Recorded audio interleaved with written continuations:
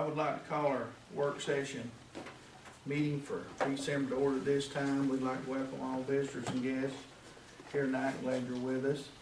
This time, I'd like to ask Keith Ledford if he'd lead us in our invocation. Father, we thank you again for allowing us to get together and to consider all the business, Lord God, for our children that we have in school, Lord God, for all the information that we have, Lord. We just lift you up and praise you and just ask you to give us leadership and guidance and all that's done and said. In Jesus' name I pray, amen. Amen. Thank you. First thing on is our discussion items. And we'd like to add one item to the classroom furniture for the new primary edition. So we can, if it's all right, if y'all would discuss that with the cafeteria tables, that we Okay. talk about that. That'd be good. Okay.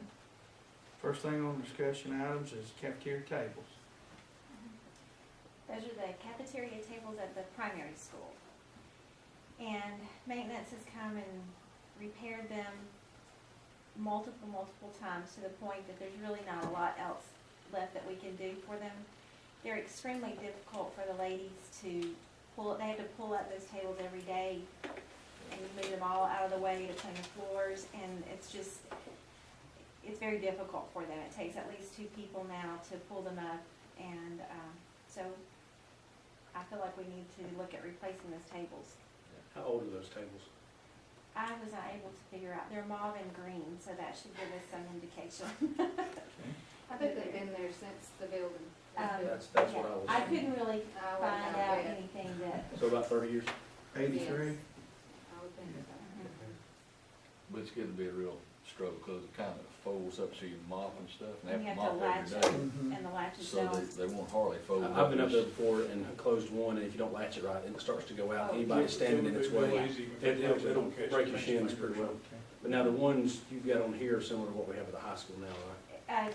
The quote that I'm suggesting, the Seco, is exactly what we have at the high school. It's just this table is a little bit larger, or longer, because it seats 16, and the ones at the high school do 12.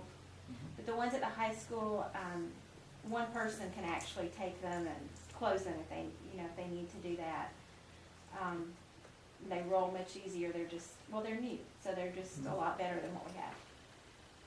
On the quote there, you'll see that I had there's one that's highlighted there talking about the purple, and I would not be interested in doing the purple because the purple stools, even though they look nice with the colors, they're going to cost me more to replace when the stools, those tops sometimes break, and so I'd rather just take that out. We'll go with the black, which is what we have at the high school, so then we buy replacements that would go high school or primary, either one. Okay.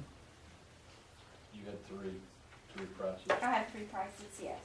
How many tables do we currently have? Currently have 20. No, remember, yeah. I currently have 20? 20, but I'm 20, asking, 22. I would ask for But- 22. Okay. The old ones, how many do they seat? It'll be the exact same amount. 16? Yeah, it'll be the exact same amount. Okay. We're just asking for 2 more tables in addition to what we have, because we have the room for it, and now we have more kids there, Mhm. so it'd be better to go ahead and, Okay. And what are the other prices you have? oh, I'm sorry, I thought that you had. The quote that I'm suggesting is the one for Seco, which is $22,199. Then we'll back out the $650 for the custom color purple on there. Should have figured out what that was, but I didn't.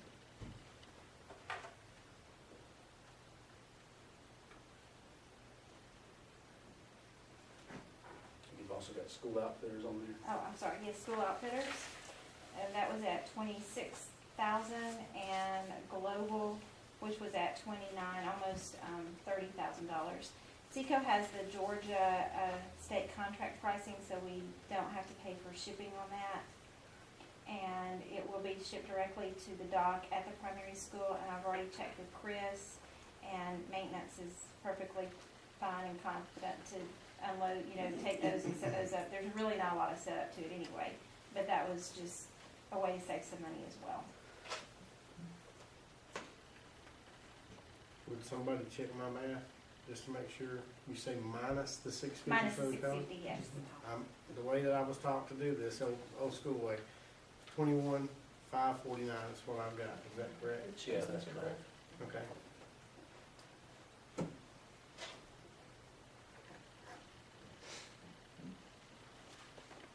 What will we do with old tables, just dispose of them, or? We may be able to put them on Gov Woods. We might be able to put them on Gov Deals, somebody might want them. They're small, they want them. No, I thought that they were, but they're not. They're not, Mm-mm. so that the adults could use them. Mhm. Yeah, I thought that they were, I but. sat in today for a second grade presentation. Felt right at home? I did. Pretty Sanders Street. 400 of my closest family. Good.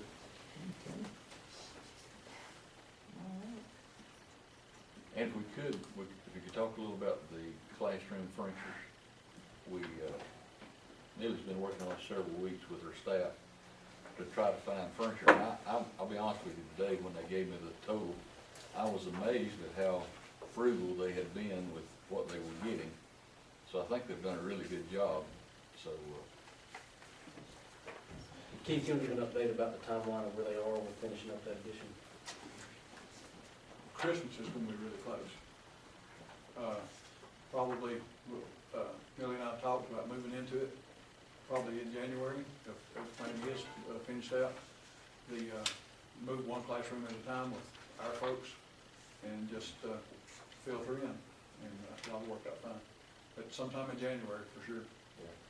Millie and I went today into the building, and they had cabinets up, they're working on the cabinets, getting them set, so it's coming together real Cabinets nice. and carpet is basically the last thing, Thank you. paint scheme, but just that's it. These are the cabinets.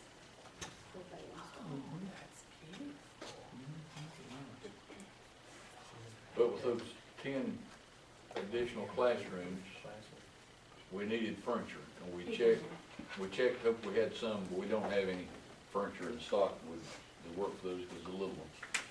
So we needed teacher desks, we needed student desks, we needed, tables, we needed computer tables. They have some specialty tables, like, I don't know where y'all decide on a kidney shape or a horseshoe table. Most of them, well, they all decided it's Reading the room. exact same, is one kidney-shaped table and a rectangular table in each classroom. That way, when the parapro comes in, then they have a place to work with students as well, and the teacher typically uses the kidney-shaped table. The top, list would be for the 10 classroom edition. And, that would include a small teacher desk for the co-teacher. We just have one for each grade level. And that total is $32,294.26. And in looking at that, because we felt like we could really get a good deal on the desks and the chairs and everything, we would also like to ask that we could go ahead and order the same thing for first grade as well. And that would give both grade levels that would typically use the desks and the tables, all new furniture. Kindergarten and pre-K are just a little bit different, and they would typically use tables more than they would desks. We scrounged to find desks and to find the tables and all, and we've worked them many times, maintenance has, so. What about the furniture that's there? What is your plan? Well, we will have some classrooms that will need to, your resource classrooms, those kinds of people that will need to make sure that they are set up, just because we have some additional space now. And then whatever We talked we about don't picking need. out the real good stuff that we can repurpose, but then the rest of it probably surplus.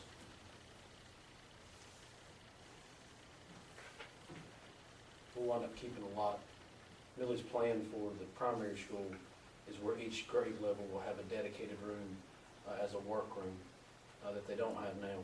And the co-teachers would also have a workroom themselves.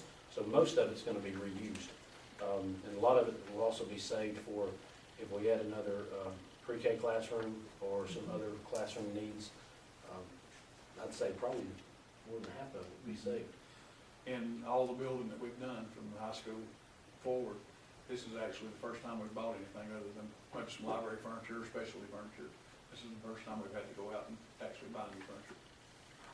So we've saved over the years and finally having to spend a little bit. We don't have any surplus, You can't hardly find anything anymore since I mean, everything's turned down. in our stuff, we No. don't have any more surplus No, to, we're down to nothing. farm out. We looked in several, websites, several catalogs, and for what we wanted, for the, student desks to be metal instead of plastic, so that they would last longer, this was really the best price. And it's, comes I from was Biz amazed. Chair. I was amazed how well they did. They're furnishing 10 classrooms for basically just 10,000 more what the cafeteria.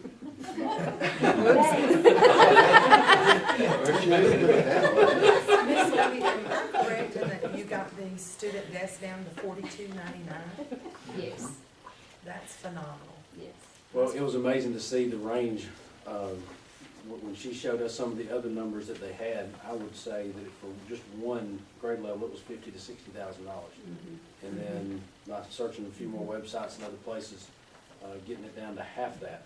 So you're looking at just over $32,000 for second grade, and just over $32,000 also for first grade. The reason first grade is a little bit more is there's only one small teacher desk that's added.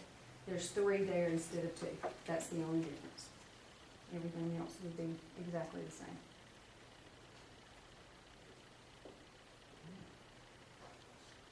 And all the pages after are pictures of each item that was chosen.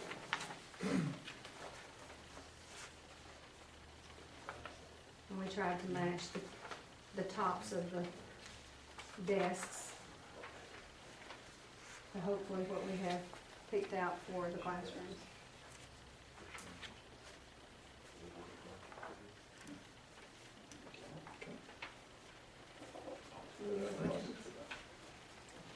Thank you very much.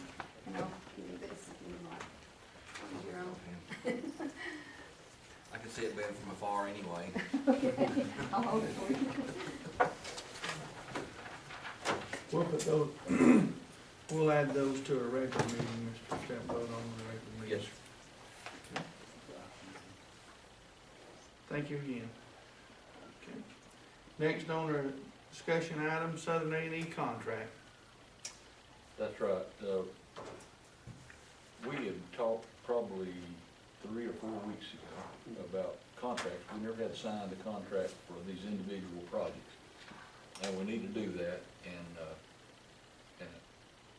on projects less than 10 million or so, it's usually 6%. But after we talked a while, we agreed on 5.5 for Union County, and I really appreciate them working with us. You know, we had a big project, the fine arts facility. It came in at 5%. They did it at 5%, but it's a lot bigger project. You still got a lot of work on the smaller projects. So, just to give you a rundown, the primary school re-roofing and HVAC, that was 6%. The primary school classroom addition was 6%. Band room, middle school addition, band room was 6%. Woody Gap Gym was 5.75%. So we're getting a really good deal, I think. So I would recommend we do that project for that. And while we're doing it, I think we also want to do the set it to the same price or same percentage for the middle school edition and the high school edition. That's right. Those are the remaining projects we've got on the SPLOST that are coming up, probably a little over the next year. That'll be after the ag facility. We're just in the early planning phases for that. And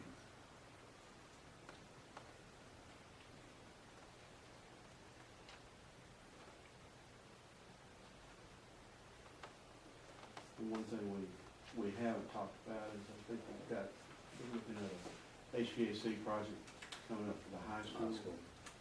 And that would be nice to get 6% on, because it's only in the range of about 750,000 there. It's just a lot of labor-intensive work that goes into The high school a HVAC. project that, small projects are hard to cover. Postponed that a little bit. Well, we were looking at postponing it. We got some figures from Steve for everything, including their contract, or their drawing price. The only thing it doesn't include will be Bourne and Watson's price for overseeing it. And that price come in at $770,000. And we're gonna get $740,000 from the state. Entitlement. That goes back to some of that entitlement money. So this new use, maybe we can do the whole project then for $770? Excluding Bourne and Watson's overseeing fees. How much is that? Be 4%. So right in the 800 range. And so we get back 770. So we could Get 740. So we could pay the 60,000 difference out of our general fund and still do it now. I think that's a good deal. Especially if they'll do it for 5.7, They talked about last year, remember that? 5.5. Keith, you want to explain a little bit about entitlement?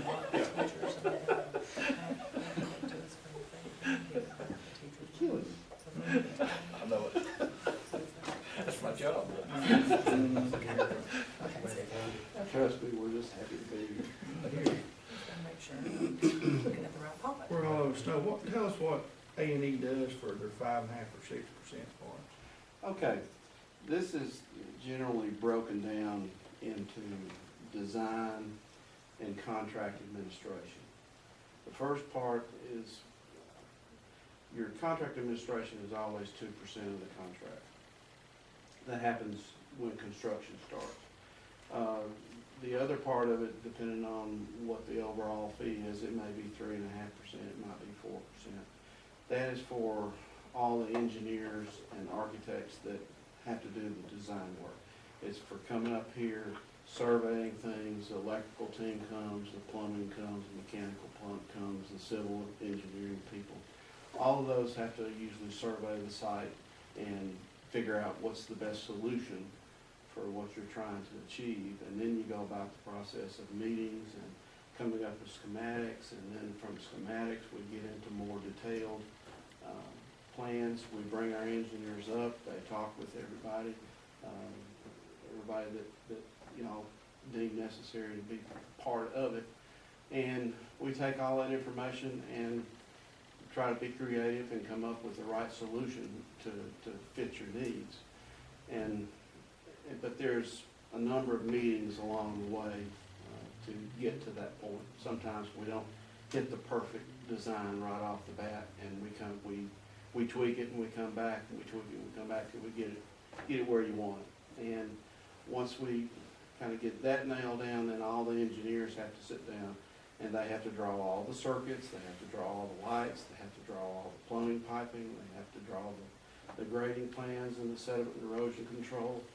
And, you know, we have to pick out finishes, we have to do all the architectural drawings that shows the contractor exactly how to put it in, the structural drawings, the structural engineers have to do their part. Let's see, anybody out?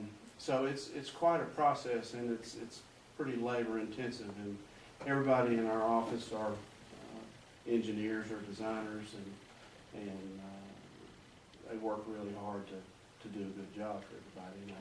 And they don't work cheap either. And they don't work cheap. You know, there's 50 folks back at the office, so that's what you get on the design side until we get to the point to where everybody is happy with the plans. We meet several times to go over them to make sure that we didn't leave something out. And we do all the written specifications, the big thick books that y'all see sometimes. All the written specifications, we send all the drawings down to the Department of Education.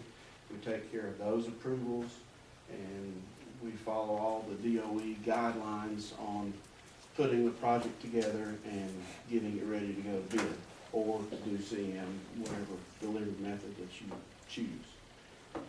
Oh, Then- handicap regulations.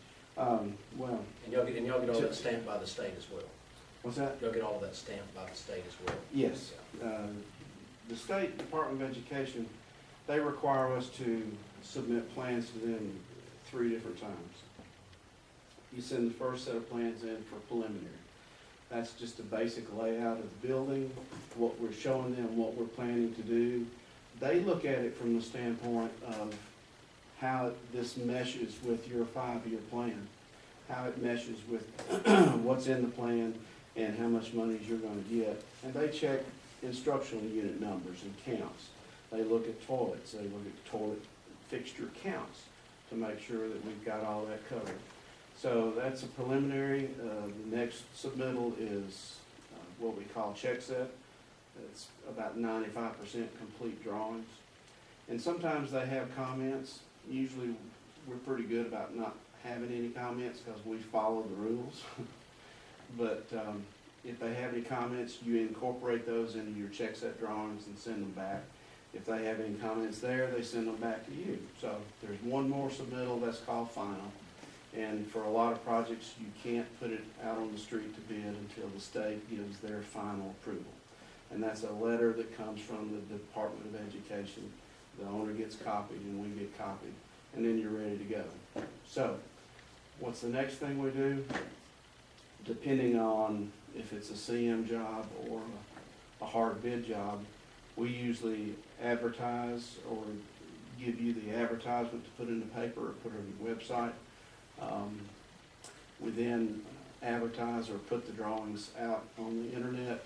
We have an electronic plan room that we use called SubHub, and we send things to about 600 different subcontractors and over 100 general contractors in a hard bid situation.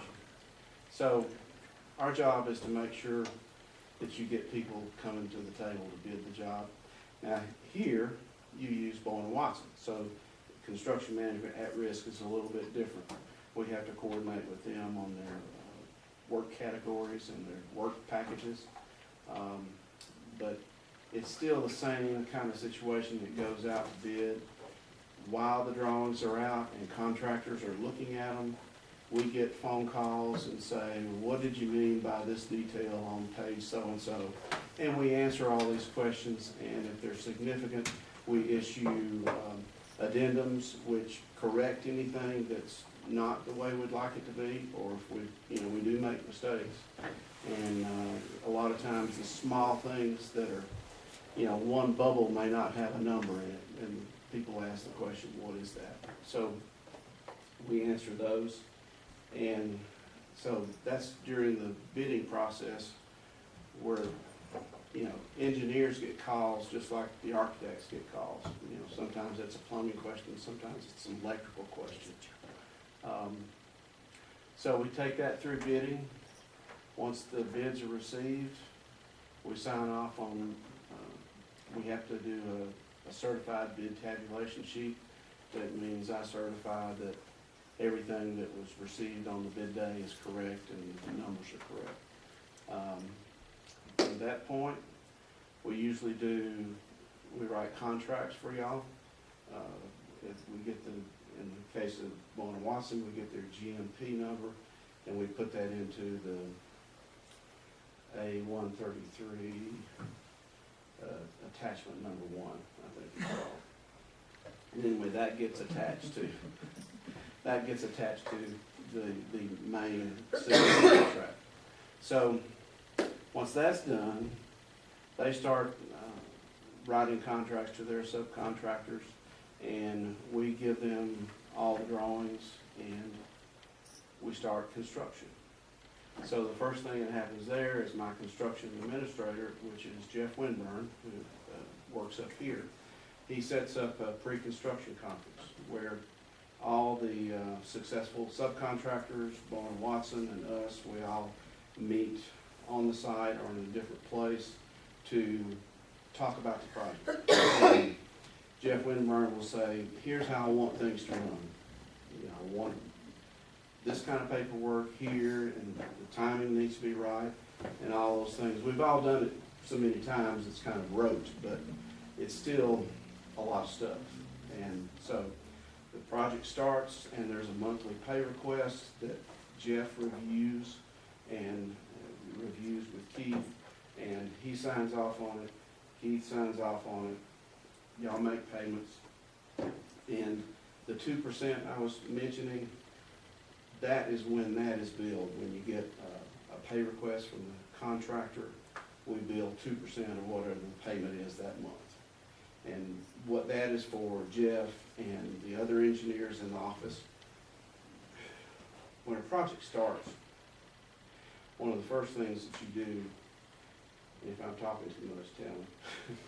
One of the things that you do is the vendors have to put together shop drawings. And these are detailed drawings of every nut, bolt, and screw that goes into the project. And they put this on paper, they give us cut sheets for the light fixtures, cut sheets for the sound system, cut sheets for everything. And they put all the stuff in books and send them to us. And we pass them out to the engineering discipline that has to review it. And we have to sign off and look at that and say, does it comply with the specifications that we put out? Are they giving us what we specified? If they don't, we have to write it up, we have to note it, and we send it back and tell them to revise it. So sometimes that can take a couple of revisions to get things correct. But that's an ongoing thing early in the project. Everybody gets shop drawings, structural gets shop drawings. You know, sometimes they put the wrong size beam in, and we have to correct that. But that's a check and balance that we provide on your behalf to make sure you're getting what you're supposed to. Then Jeff comes up once a week or more to look at the progress of the job, meet with the contractor, meet with the subcontractors, and his job is to ensure that the job is being built according to the plans and specifications. You know, we don't want you to get shorted. We don't want somebody to substitute something and you not know it, and when you go to look at it, well, I thought this was going to be something else. So it's our job to look after all those things.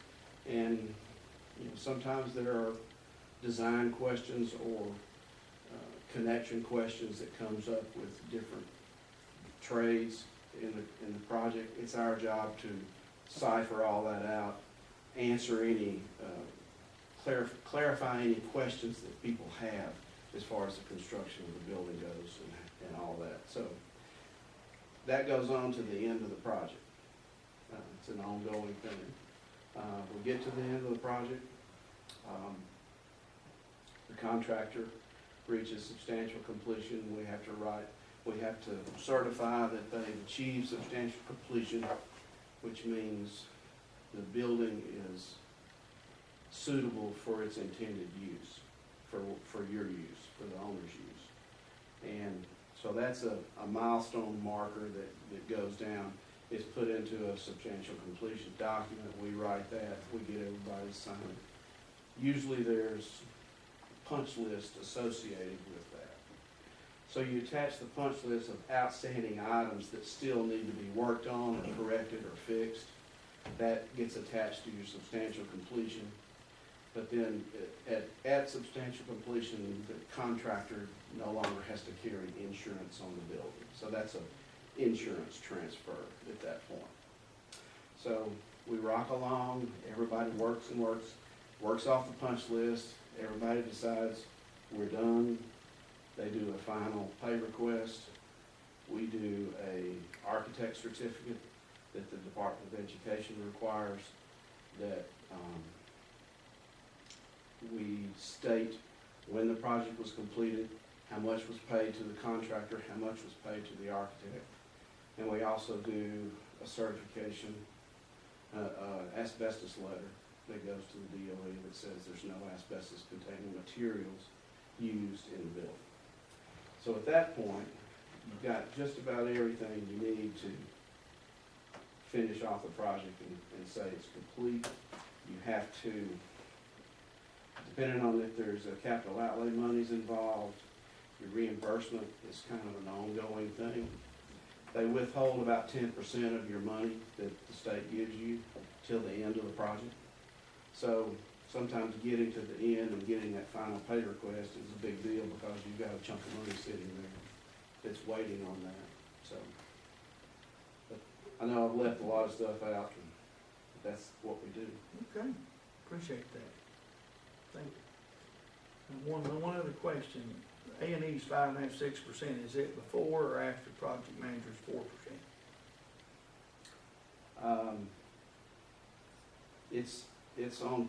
It's based on the construction contract amount. And I think it I don't think includes, yours is included in there. it's not included in theirs, no. It's not included in the overall construction amount, but I think the contractor's fee is included in the overall construction Yes, amount. Yes, it is. That is, but y'all's is not. Right. Correct. All right, thank you very much. Anybody else got any questions? One more, yeah. I've had a little experience with buildings, and, do you issue a as-built drawing at the end? In That case is, there's any alterations? Yes, sir. Where our guys might be able to keep up with. yes, sir, I left that out. That is a requirement on the general contractor, which would be BOE Watson. Okay. They are, that's part of the specifications that we write that's in the front of the book. They are supposed to keep in the job trailer an as-built set of drawings that they mark up along the way. Good. Then, at the end of the project, they're supposed to have those copies scanned and put on a disc so that everybody has a Comes copy. in handy, don't it? The field changes that always get made. Right. Right. Okay, well, thank you for clarifying. Yes, sir. Appreciate it. Thank you very much. Appreciate that. Okay.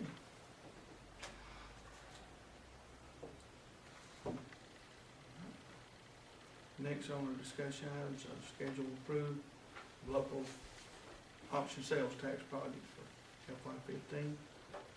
Yeah, we have to, publish those in the paper, don't we? So we have to have the board's approval to do that. Everything we're spending SPLOST money on during the year for 2015.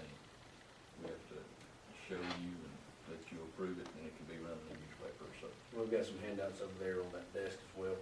But you'll notice that in this schedule, it does include some money from the 2008 SPLOST, and that's because of the Fine Arts Center. That's what was left in that. That zeroes that out, I believe.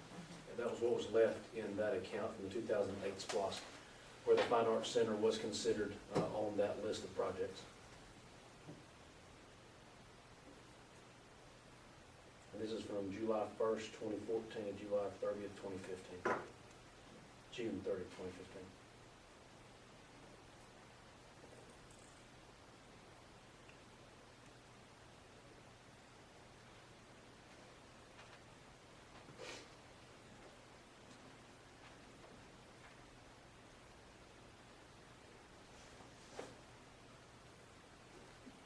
Any questions about that? So you estimated that all of the projects that was on the 2013 SPOS will be finished by June 30th of 2018? That's when it runs out. Or do you anticipate any of them going past that date? It depends on what we continue to bring in monthly. I sent the board an email in the last month that had projected draw cash flow with those. Right now, based on the cash flow with us starting the ag facility, we're wanting to collect for a year before we start the middle school and high school. We'd be able to start both of those hopefully in the summer of 2017. The high school is required to start in the summer because that initial phase of working on that C wing, you can't have kids in the building when we're starting to work on that C wing building. The middle school could start at a different time. So what we want to do is make sure we've collected enough money to do those two projects. So other than those two projects, there's some other minor things that were listed on that SPLOST, but as of right now, we feel very good with the collections. We feel very good with the pay-as-you-go that y'all elected to do a couple years ago. We can change those dates every year. What if we see that? To answer your question, we can't guarantee that it'll work out, we can't guarantee the SPLOST money will come in with that. And on that cash flow that I sent you, it was based on what we collected during that calendar month the previous year. So rather than just doing an average, it was more of what we saw last year.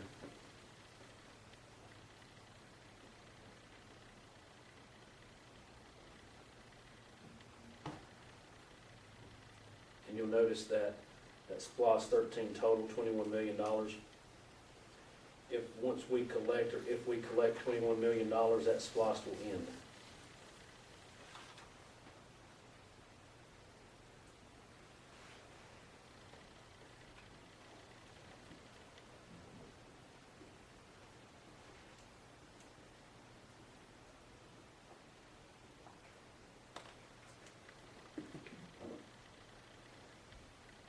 Anything else or any other questions?